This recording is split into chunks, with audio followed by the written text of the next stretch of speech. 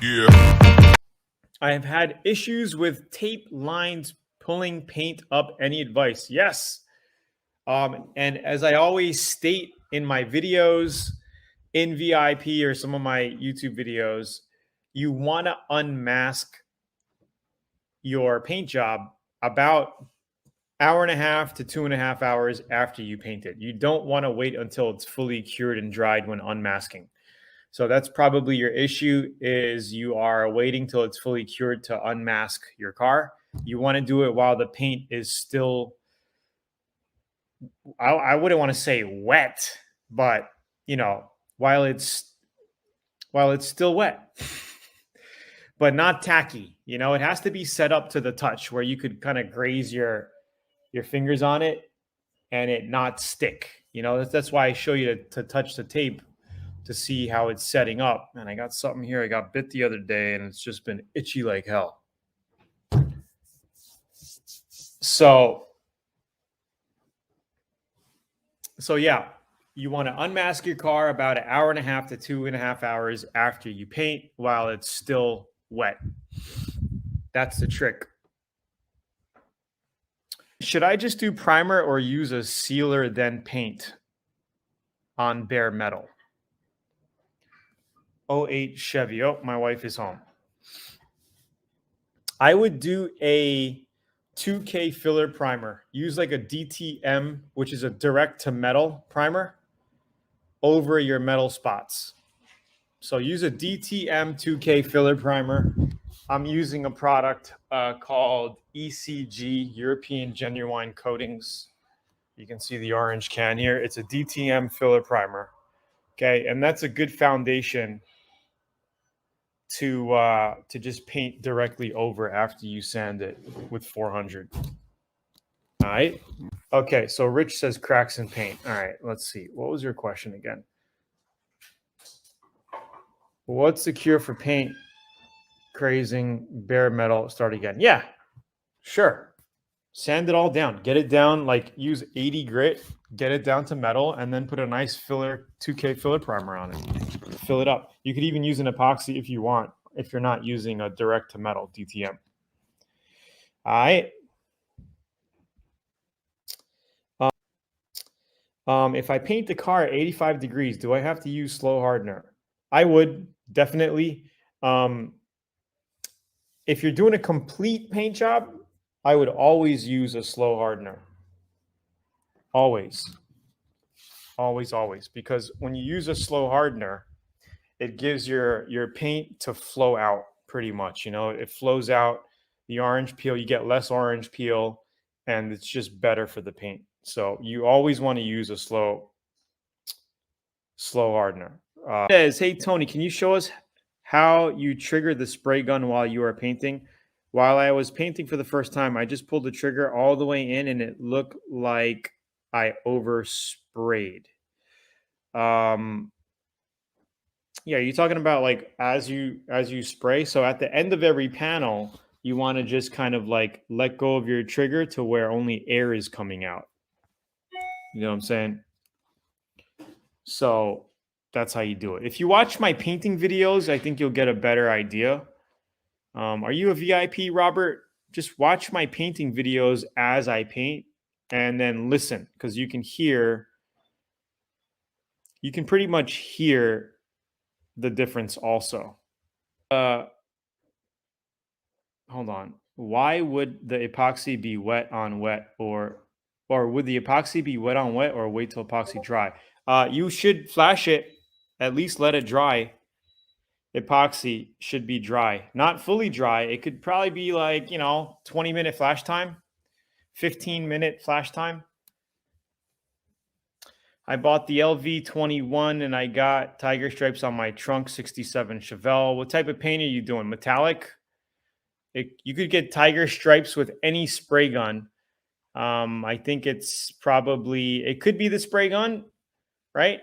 If you're getting tiger stripes, unclean spray gun, clogged tips could give you a heavier paint on the top, middle, or bottom, depending. Could be any gun. Or it could just be the way you're spraying. Because you could have a perfectly working spray gun and still get tiger stripes because you're just not spraying it correctly. Right. So when you're doing heavy metallics, pearls, flakes, you want to make sure you crisscross your painting. So you're going one way and then you go this way. Right. What is the proper process and material when converting chrome rims to black? Well, you could sand your chrome with 150 grit, give or take 150. I wouldn't go finer than that because you're going to want to put a filler primer on top of it and then basically sand out your filler primer and spray base coat, clear coat. It's pretty simple. You could even go as far as 80 grit if you really want to scuff it up, but anywhere from 80 to 150 is all you need. You could use an epoxy primer on top of that if you want, or you can just use a regular 2K filler primer or a direct to metal primer and just flatten it out, sand it good with 400 and paint it. I mean, it's really not a big deal. Thank you. I will do that. Last time I used fast hardener and the clear coat came out dry and orange peel. Yeah, that's the reason. You want to make sure you're always doing using a slow reducer, especially for a complete large paint job. When doing a 2-stage paint and 4 different colors, how long before you wait in between hanging colors? Well, you wait until the paint's pretty much set up. So normally base coat will set up and be dry in like 30 to 40 minutes. Okay, so I would, if you're going to be masking, I would wait an hour. So you could spray one color, about 45 minutes, depending on the heat. If you're painting in like 80 to 90 degree weather, then you'll be dry in 30 minutes. You know what I mean? And then as soon as your base coats are dry, 45 minutes, give or take, when you can start masking it. Okay. And when you're masking, I would use fine line tape to do your graphics. And then I would use a less, adhesive masking tape. I wouldn't use like really good masking tape. A good masking tape is the blue painter's tape that you can get at like your home center, Home Depot, Lowe's, or whatever, because it doesn't adhere. This stuff. What brand is this? Scotch Brite. Okay. It's not as tacky as my regular 3/4 inch masking tape that I use for basic masking. You know what I mean? Because if you put something that has really good adhesion on it, man, sometimes you could peel your paint, especially if your foundation, if you didn't sand great, if you didn't sand good, it could peel off. What's up, Tony? Have you ever used that powder guide coat? Nah, I don't use it. I mean, it's a bunch of new crap. If you want to use it, use it. A lot of times I'll just use primer as a guide coat because I can see, you could even just use primer, guys. But sometimes if you're doing hardcore body work and you need to really see, I would just use a flat black spray can. And that's what I use. Powder coat, I mean, it's just a new product, marketing, new crap to sell you guys more stuff. So it's, you can try it. I'm not a big fan, never used it, never, whatever. Does slow reducer in base make a difference or medium's okay?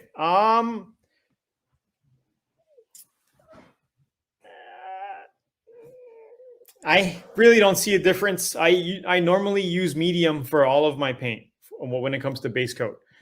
I very rarely use slow. I always get medium, but I do use slow for my clear coat.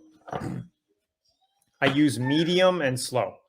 So if I'm doing a touch up or quick partial paint job, fender or something, I can use a medium. But if I'm doing a larger paint job, I like to use slow. Using single stage, how many coats can be sprayed?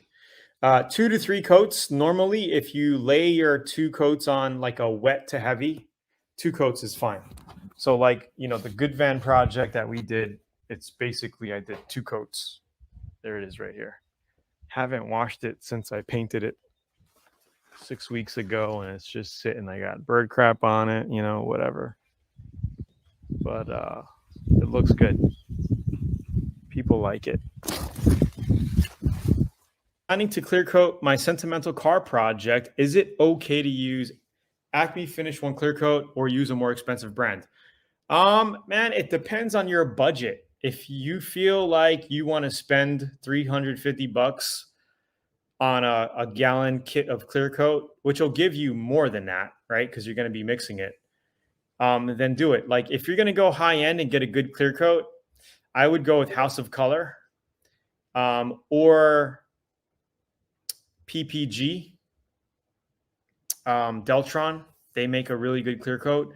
But as far as like, man, I've had like outstanding results with Acme by Sherman-Williams.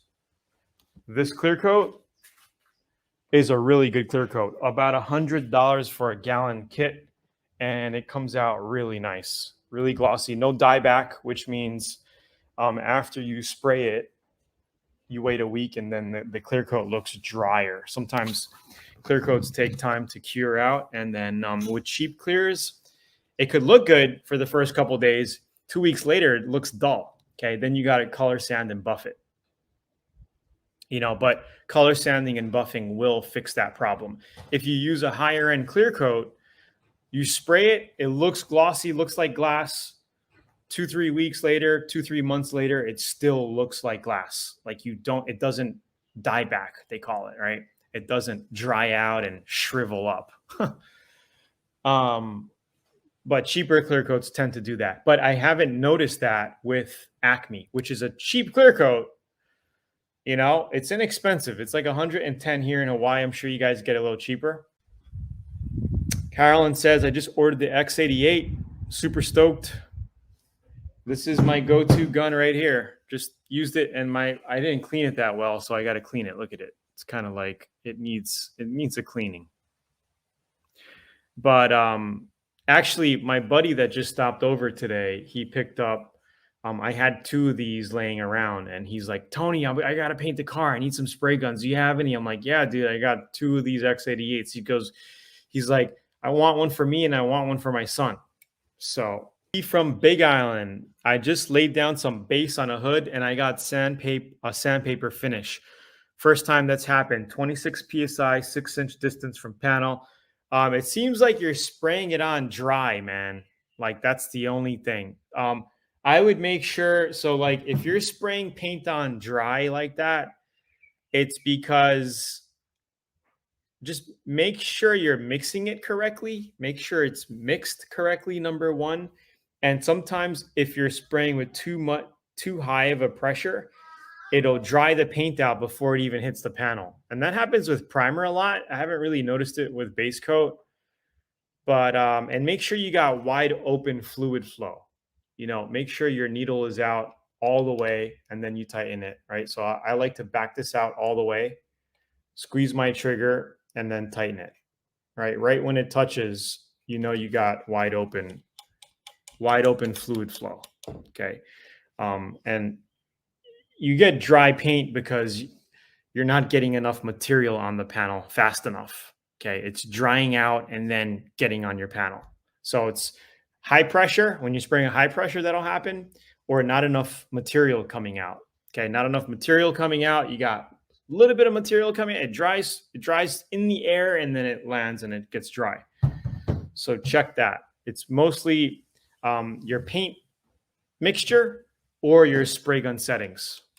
What is the primary benefit to flow coating a car? Is it a better shine? So flow coating, guys, is basically doing a paint job, putting 2 coats of clear on it, letting it dry, waiting a week or 2, cutting it down with 800 grit sandpaper, and then putting 2 more coats of clear coat. Usually that's done on custom paint jobs only, because normally 2 coats of clear is all you need. Okay, it's enough to even give you room to color sand and buff. And normally it's done over custom paint jobs, like I said, candy paint jobs, to make your paint look deeper. So if you got like some candy going on, usually they'll do 2 or 3 coats, let that sit and dry. Maybe you'll have some metallic in it or whatever, right? And then you got to flow coat it to just make the paint look deeper. And that's pretty much it, to give you a better gloss and give you more paint on there. That's pretty much the result of flow coating. All right. Didn't realize the floor was rotted bad under the liner. Pretty big spots. I can only find Ford and Chevy replacement panels. It's a Nissan. So yeah, you're probably going to have to do some sheet metal work. I would just grind it out as much as you can, clean it out.